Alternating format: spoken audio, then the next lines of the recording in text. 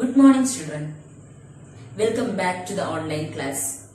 Today in our English class, we are moving with a new topic. It is from Unit 1 poem titled Life by the poet Henry Van Dyke.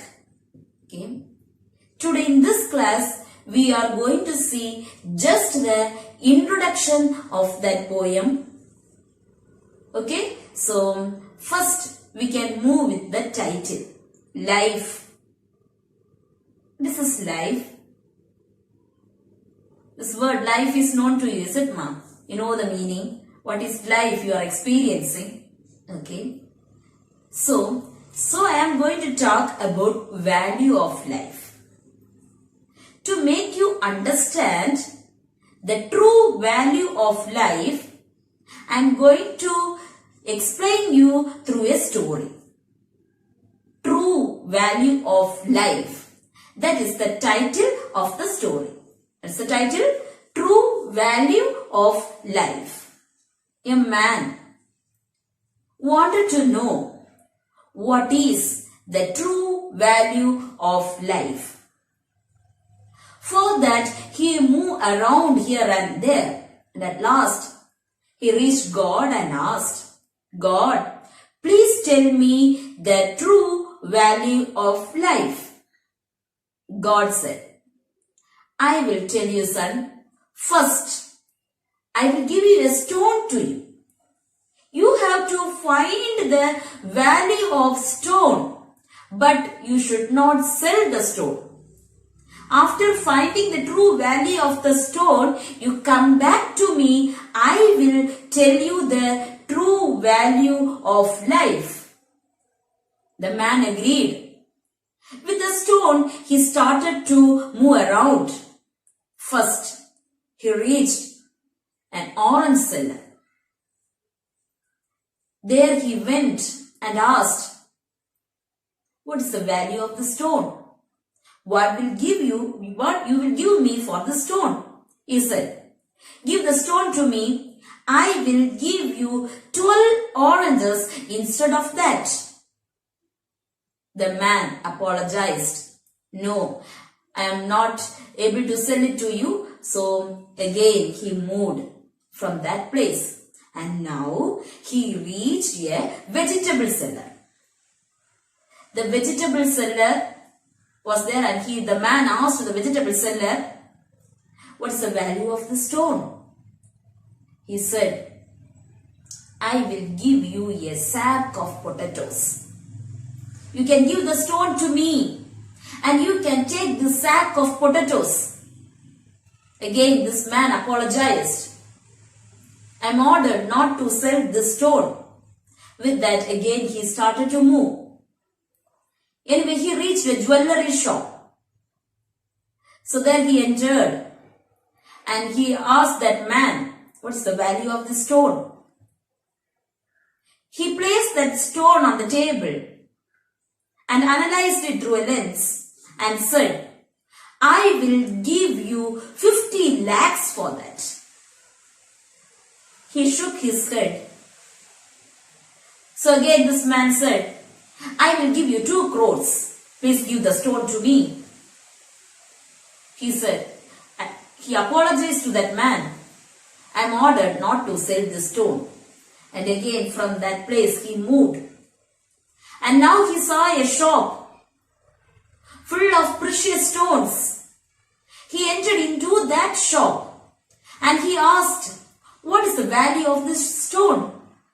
The man took the stone from his hand. He kept on a red towel. He moved around the stone and bent in front of that and asked, from where did you get this precious stone? It's a precious ruby. If I sell this whole world and myself, my life, if I sell this, I can't buy this stone. It's priceless. So now, again this man took the stone and moved towards God and gave the stone in the hand of God and said, God, Some places the value of stone is 12 oranges, and in another place a sack of a potato, and in another place 2 crore, and in another place they said it's priceless. And now tell me, God, what is the true value of life? Now God answered, yes, my dear son, exactly how you explained the value of that stone, the value of life also change according to the places.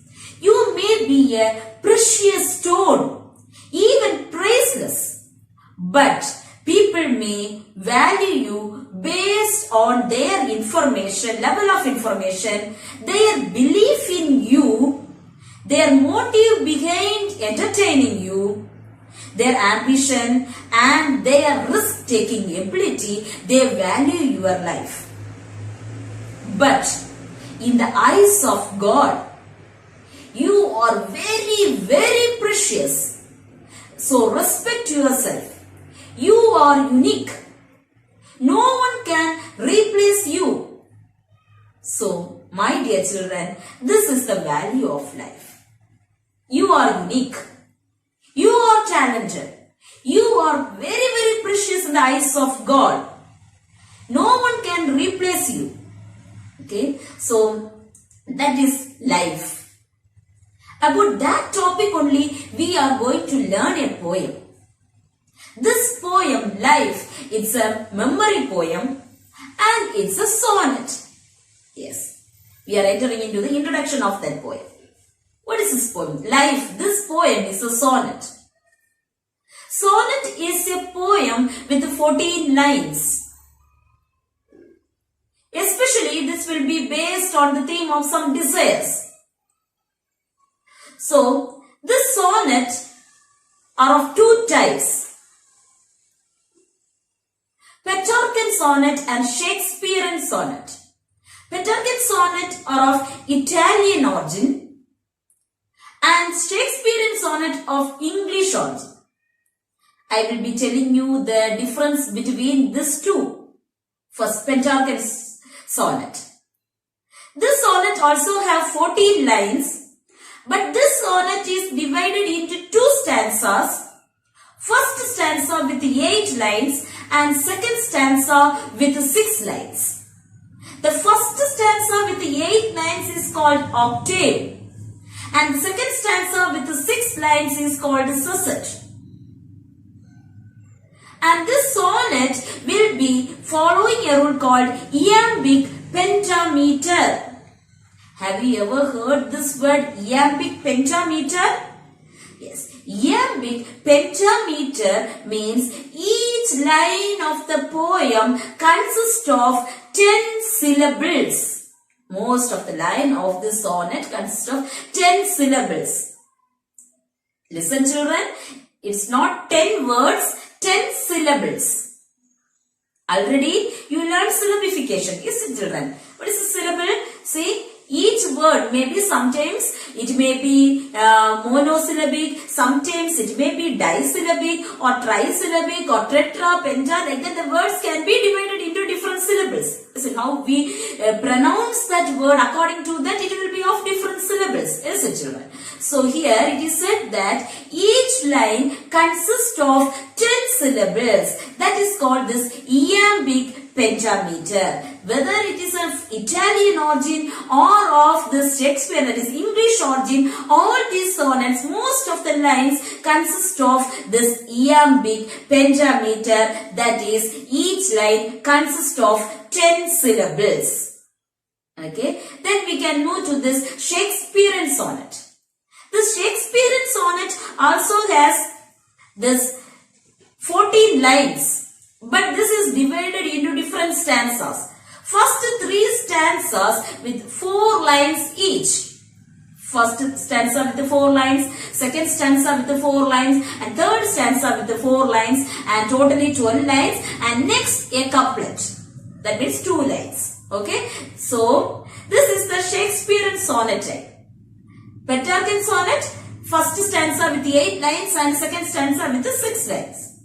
So, the stanza, there is a sonnet prescribed for you, that is the Life by Henry Van Dyke, is a Petrarchan style sonnet. That is first line with first stanza with 8 lines and second stanza with 6 lines. So it's a sonnet. Keep in mind, children, the life poem by Henry Van Dyke consists of 2 stanzas, that is first stanza with 8 lines and second stanza with 6 lines. First this 8 lines is called octave and the next 6 lines is called sestet.